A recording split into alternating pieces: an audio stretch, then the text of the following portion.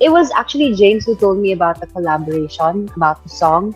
Um, I think that was this year. I'm just not sure which month, but he was telling me that Luca is well Astro at first, and that he's rebranding because before he was Astro Kid, now he's Luca na.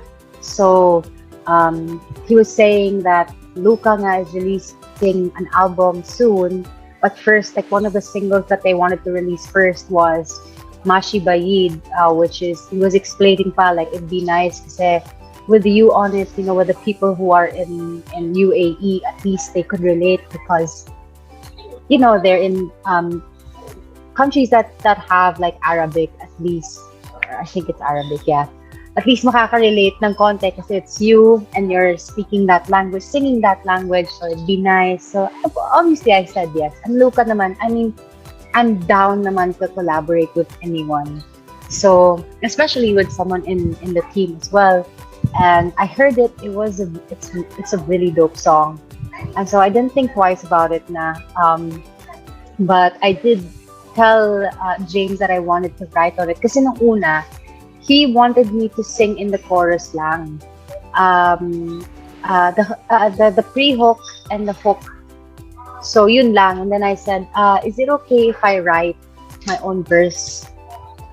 Para naman it's a bit more personalized and there's a bit more oomph in the song. At least, oh my gosh, kasi it's different when you have your own verse rather than just, just hopping into the song and just singing the chorus. Parang I bitin or kulang or, me adding a verse into the song, it's like adding my own flavor, more flavor into it as well. At least it's a different vibe from Luca din naman. It's a nice break.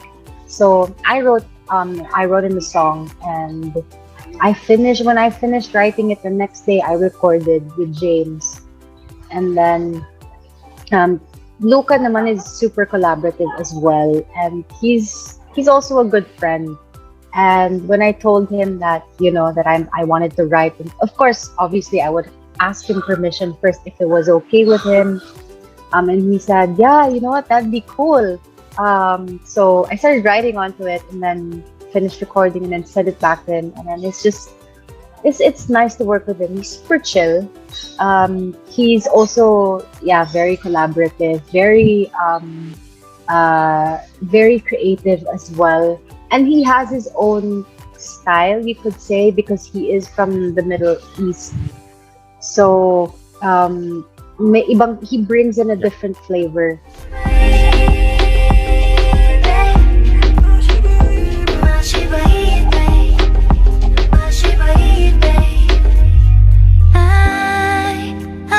Pray for you.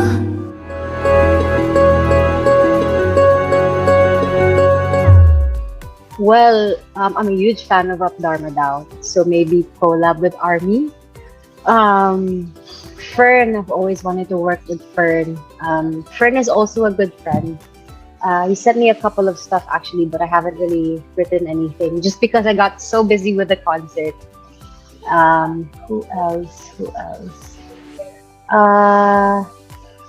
And then yung medyo crazy na collab, obviously Bjork, Janae, and probably Doja Cat because I super love Doja Cat. So I guess you could say that I started off with music talaga.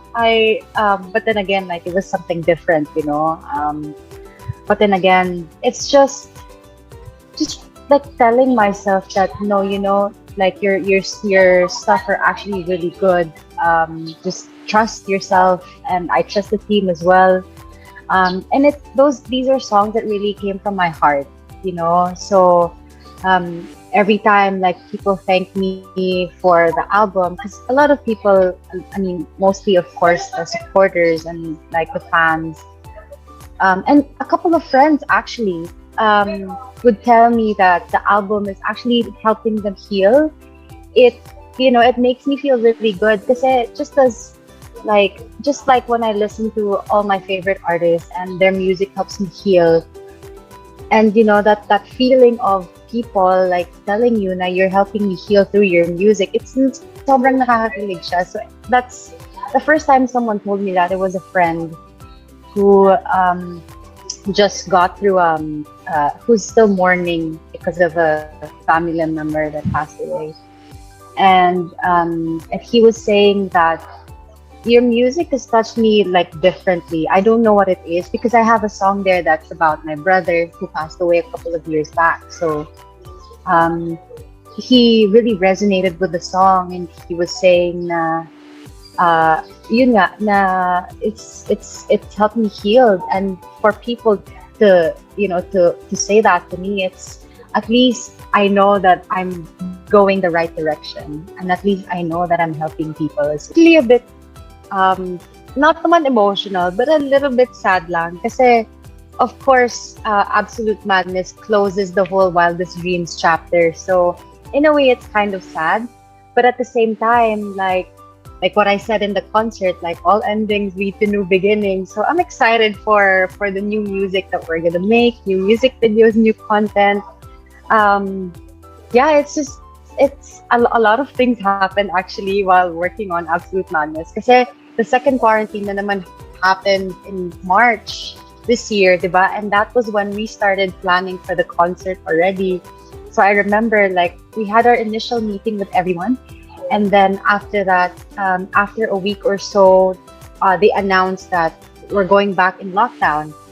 And then it's funny because in our group chat, because we have a group chat for everyone in the team, right? So in the group chat, like the message is always, so nag-extend ba? Mag-extend ba tayo? And that time, the concert was supposed to happen in April. So April or May or something like that. And then sobrang hassle lang kasi we couldn't meet, we couldn't talk properly. Everything always had to be in Zoom. They couldn't start working on the set kasi nga hindi pwedeng magkita-kita yung mga tao. So a lot of delays actually. But then whenever I think about it, at least like the costumes, they had more time there's more time for them to be made, to be perfected and all of that. The script, we got to polish the script even more, the music as well. But then I'm just really happy for everyone who I'm happy because a lot of people supported the concert, even though it is something that's I guess kind of weird because the fans are not really used to having an online concert and an online meet and greet. But then again, I guess that is the new normal. I really hate that word, but I guess that is the new normal, and we just have to adjust to it. But it's while we're doing the meet and greet, actually, I got a bit teary-eyed because I don't know. It's just lovely to see everyone again, all of the fans again, and to see the smiles on their faces and how knowing that they're so excited for the show. It was just amazing. But at the same time, that the whole 2 weeks before Absolute Madness was madness because like interviews here and there, like we have to promote, we have to do this and that. That's why I'm in Siargao now because I'm like, okay, after that I'm out. I deserve this. Surprises, actually, the biggest surprise, I guess, would be just for everything to work out without any hassle, without any issues at all. Especially the music video, like shooting the music video. I was expecting that it was gonna be like difficult for us just because it was still, how do I say it? That was around August, and things weren't really like totally back to normal yet. So like so many like PCRs going on, so many antigen, so many like rapid tests. Ang dami nangyayari. Yeah, it was a breeze. Like and then I wouldn't really say that even the quarantine period before the concert was a hassle because it made everything more polished for us. So, yun lang. And I think mainly the surprise while making the album is that I could actually write pala. Because I would always doubt myself. Way back, even before pa when Careless started, of course, like all of my friends were writing. Kiana was writing her songs. Brett was writing, James was also writing, and then here I am. I'm just like admiring them from afar. And then, Kiana would always push me before and would tell me, "Now, why don't you try making music? Like, you just try writing," and she would teach me how to do it. And then ako, I'm always like, no, you know what? Maybe it's really just not for me. Maybe I'm just, I'll just do acting. This is what I know that I'm kind of good at. So I'll stick to this. But eventually, they pushed me to do it. And yeah, this is like Wildest Dreams was that moment when I realized, nah, I'll stop doubting myself when it comes to writing because I can actually write. It's really just stopping yourself. Like I totally just stopped myself from all of it. I honestly don't know where that came from. It's funny because I think people just started calling me president for no reason. And at that time, parang wala na akong Twitter, I think noon. I'm not sure I'm trying to remember when it started. But there was a time kasi when I didn't have Twitter. Parang I went back into Twitter this year lang or late last year. Basta recently lang. So it was weird, like when people, like even in person, would call me president and they're like, "It's my president." So I'm like, what did I do to deserve this? Or what did I do? Like, what? Or I don't know who started it. I don't know how it started. All I know is that, like, people just started calling me that. And like, at first, like, I wasn't even sure, like, if by people calling me that, would I have offended anyone or would, kasi diba, like, it's a meme. I mean, calling me president it's just for fun. Like, it's not like, it's just funny how people, like, some people actually escalated. But then I guess, I don't know, I like looking, I always look at the brighter side of things. So in a way, like, at least how I felt about it is that at least in a way, like, my opinion probably matters. So, and that's a good thing, I guess. Honestly, it is hard to be yourself when you're in the showbiz industry because there's so many people. Like when I started, there were so many people that I felt like I should be pleasing. Yeah. So it got in a way, I guess, of my mental health. Like I had an identity crisis at some point because I was thinking to myself, like, so the things that I liked doing before, like the outfits that I've wanted to wear, the things that I'm doing, so was that wrong this whole time? Like, am I a bad person? Like, was I, parang feeling ko maling-mali ako as a person just because. And then,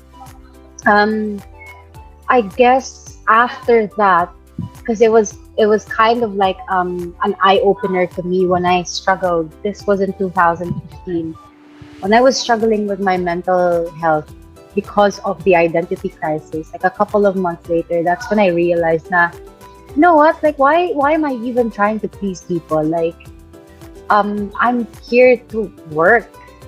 It was just because I realized that I'm struggling, and it wasn't fair that I was struggling just because of everyone else.